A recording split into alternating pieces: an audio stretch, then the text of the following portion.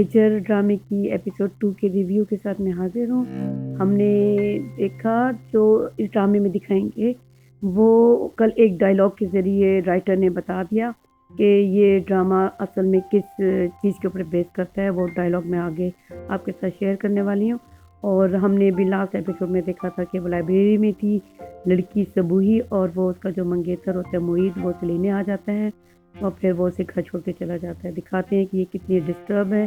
اور اس کی ڈسٹربنس اس بات کے لیے بھی بہت زیادہ ہے کہ اس کے جو پیرنٹس ہیں، اسپیشلی نہ ماں بھی اور اس کے فادر دونوں اس کو نہیں سمجھتے، اور بہت عجیب سا بیہیویئر میں نے دیکھا ہے۔ عام طور پہ ایسا نہیں ہوتا، کم از کم مدر سمجھتی ہیں یا فادر، ان کو صرف اپنی بیٹی رخصت کرنے سے دلچسپی ہے، بیٹی چاہے مطلب بھاڑ میں سمجھ لیں، کیونکہ بہت ہی عجیب سا بیہیویئر میں نے دیکھا ہے اس ڈرامے میں بیٹی کے ساتھ۔ اور کوئی بھی اپنی بیٹی کو جو پڑھی لکھی ہو، پڑھ رہی ہو، وہ اس طرح سے نہیں کرتے۔ اور اس ڈرامے میں یہ لڑکی کا جو کریکٹر دکھایا ہے، یہ ماہین یا مہری، تو یہ اس کا بھی اپنے فادر کے ساتھ بڑا عجیب سرکل ایٹیٹیوڈ دکھایا جو میرے لیے بہت حیران کن ہے۔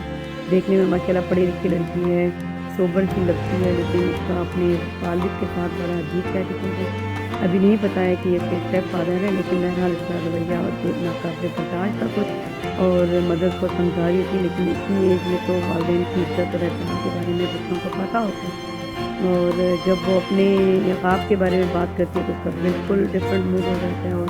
بالکل ایٹیٹیوڈ چینج کر دیتی ہے۔ اینی ویز، اور پھر ہم دیکھتے ہیں کہ یہ امیر کیسے ہے، کیونکہ اس کی ننیال کی طرف سے اس کی مدر کو ملے تھی جائیداد، اور اپنے باپ کی طرف سے تو یہ مطلب اپنے ننیال کی طرف سے ہی امیر ہوا ہے۔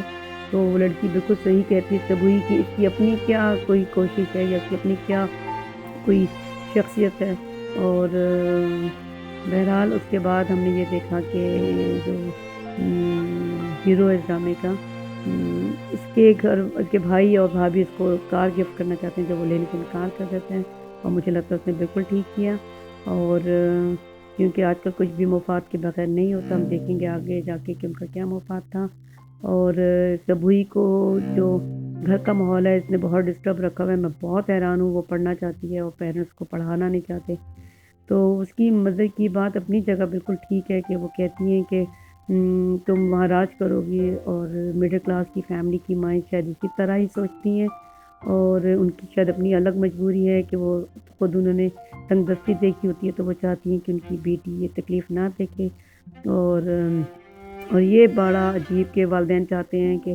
ہماری یہ لڑکی ہماری بہو بنے، تو وہ اس بات کو اوکے کر دیتے ہیں، ہاں جی بیٹی آ جایا کرے ٹیوشن پڑھنے کے لیے۔